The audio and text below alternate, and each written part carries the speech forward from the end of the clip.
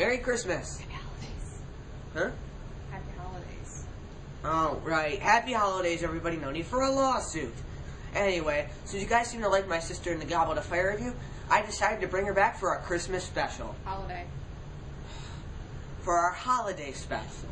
So, what are we reviewing for our holiday special? Over the Hedge. Yeah, alright. Can I take the hat off now? No, anyway, so let's start. Screw you, I don't care. Let's face it, movie tie-ins usually don't work. Especially the ones based off of animated films, because kids will play anything and enjoy it. Believe me, I was like that for a good 3 years. So the game actually starts at the final part of the movie, where all the animals sneak into Gladys's house. Why? Are they trying to make this game short? No, don't worry. No, why not? You'll see. Whatever. For those who aren't sure of what to expect from this game, it's a beat 'em up. The primary focus of the game is the combat. Ah, great. Second red flag going up now. What now? This is gonna get so repetitive. Don't worry.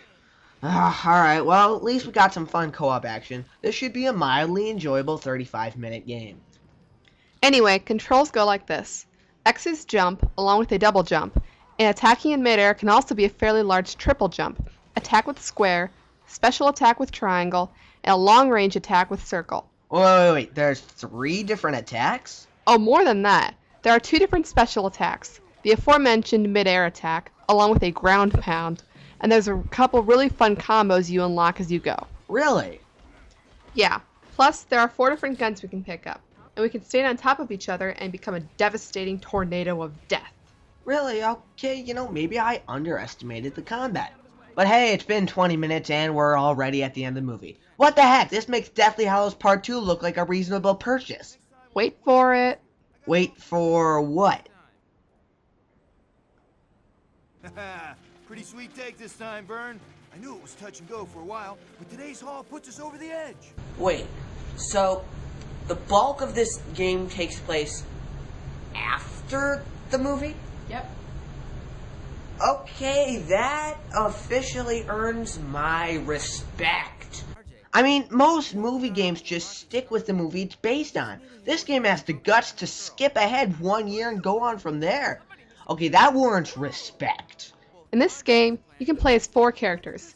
Vern, RJ, Stella, and... Hammy, yeah! And in the in-game dialogue sections, each character has a line for every part. So if you're playing as Hammy and Vern, they'll have a conversation. If you then play through the same section again as RJ and Hammy, and yes, the order matters, then you'll have a different conversation to listen to. Okay, that's pretty damn impressive. And the voice acting's great. They didn't bring back the movie actors, but they give us worthy substitutes. Combine this with some of the funniest dialogue I've heard in a kid's game, well, any game to be honest, and you have the best aspect of the game. These lines are so subtly hilarious. All right, brothers and sisters, I'm sure you're all familiar with the phrase, simple as taking a satellite dish from a bear's cave? No. Well, the time has come. Only instead of simple, it'll probably be extremely complicated and cost many lives. So, let's get started. If something wasn't safe, there'd be signs everywhere, right? Like that one over there that says, danger, high voltage. Hey, if I don't make it, Ozzy gets my show. He said he wanted to incorporate it into his new act as a coffin lid. I knew you'd come. Is my dad all right? As far as I know, he could be on a rocket to Mars. Is that what I think you wish it was? All my angry letters to the Weather Channel must have paid off. They're making it rain food. The game isn't all slapping around hypnotized members of the animal kingdom, though. Just 75% of it. More like 80% actually, but you have some other stuff. There's some platforming segments which, don't really impress, but whatever. There's also a fun segment of collecting falling chips while avoiding rocks, a few boss fights, which are pretty darn good actually, a lot of sections where you avoid lasers and other traps that humans put out, making for a number of fun, intense areas, and a set piece, an actual set piece. Oh look, another, and another. You also have some mini-games. You have a long-range shooting mini-game that kinda sucks. No, you just suck. And if there was a person in this household who could match my mad skills, I would love this minigame. Ow! Stop insulting me on YouTube. Anyway, there's also a driving minigame that also kind of sucks, to be honest. And yes, I know it's just me, and you are awesome at it. Actually, I kind of agree with you. The driving game sucks because the controls are ass. Not to mention the tracks can get really claustrophobic. And then finally, we have bumper carts. You want to say it? Nah, I'll let you do the honors. Okay. This minigame's freaking epic! It's really the best you could ask for in a shoveled-in minigame. The premise is that you're on a closed-off golf course with a bunch of golf carts, and you smash into each other until you're the last one standing.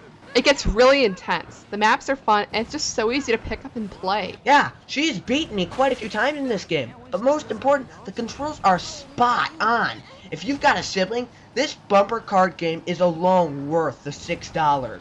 Not saying everything's awesome, though. The camera is okay, I guess. It's so-so.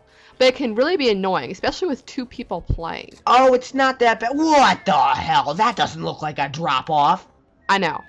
Not to mention the combat, as deep as it is for a kid's game, is, well, still repetitive. Not boring. It's not boring. Don't worry. And it is satisfying, but geez, it can get annoying at times when they ask you to just kill the up-teeth group. Some enemies can be real jerk faces, too. Jerk faces. Really? All the insults in the world, that's what, whatever. Shut up. Anyway, the armadillos are so annoying to try and kill you because they roll around everywhere. And the freaking weasels?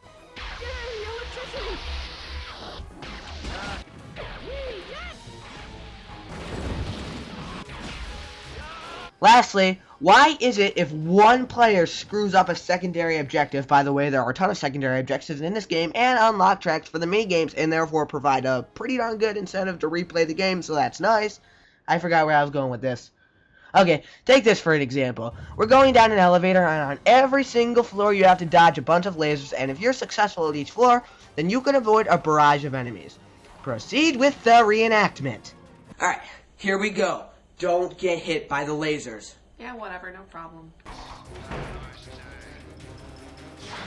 Sorry. It's okay, whatever. Sorry. It's okay, it's okay. Keep going. My God. I'm really sorry about Why? Ah, jeez.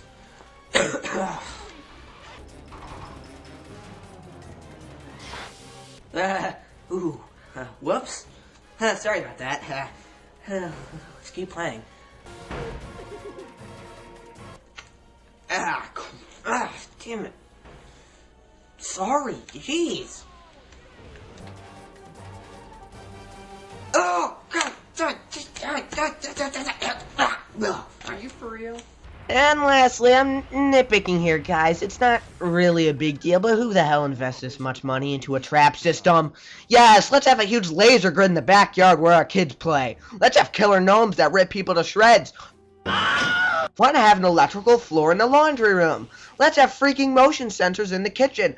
I sure hope Junior doesn't want a glass of water in the middle of the night, because then the animals could just pick up Kentucky Fried Chicken. Also, why does nobody notice these animals when they drag a huge wagon of food down the sidewalk at the speed of a snail on sleeping pills? While we're on the subject, Ozzy and Heather must die. All they do is get kidnapped and play dead. I guess my final verdict is that it's an overall really fun and enjoyable game. The dialogue's hilarious, the missions are complex but doable, and the incentive of breaking stuff is just to die for. Bumper Carts is definitely one of the most fun mini-games I've ever played in a video game, so it makes the game worth replaying. Also, being the music nut I am, I think the game has a pretty awesome score. Check this game out, guys. My score is an 8.5 out of 10. I kinda disagree about the complexity. This game's rather simple and could have used a little more polish, but I agree that this game is pretty darn good. The fighting is quite fun and very pick up and play, yet they added some neat additions to the combat that keep it somewhat fresh throughout the game. I also like the use of avoid trap sections. The co-op is a really good touch. The secondary objectives keeps us coming back for more, and I love the bumper carts minigame. And the writing in this game can be such a riot. It's really some of the most enjoyable dialogue you will hear in a kid's game. Any game, really. And this game gets serious props for having the guts to make their own storyline after the movie storyline, and it's actually pretty decent. The game isn't really long, only about 5, maybe 6 hours, but you could probably invest up to 9 or 10 hours in this, so it somewhat evens out. My score is an 8 out of 10. Really good, especially for a kid's game. Anyway, guys, to conclude, have a Merry Christmas and a Happy Holidays.